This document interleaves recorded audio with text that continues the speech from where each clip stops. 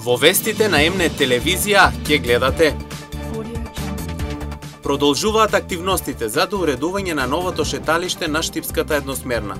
Извршено е поплочување, а следува поставување на урбаната опрема, како и реконструирање на фасадата на околните згради.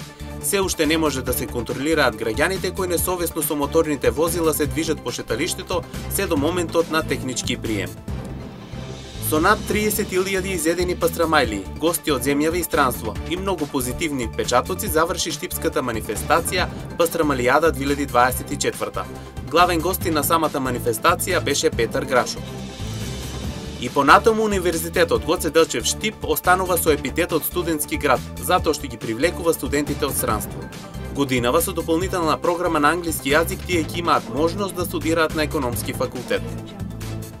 Со богата пригодна манифестација, општината Чешиново-Облешово прослави 20 години од своето постоење.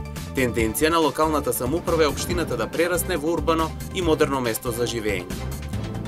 Со вестите почнуваме веднаш по рекламите. Останете со нас.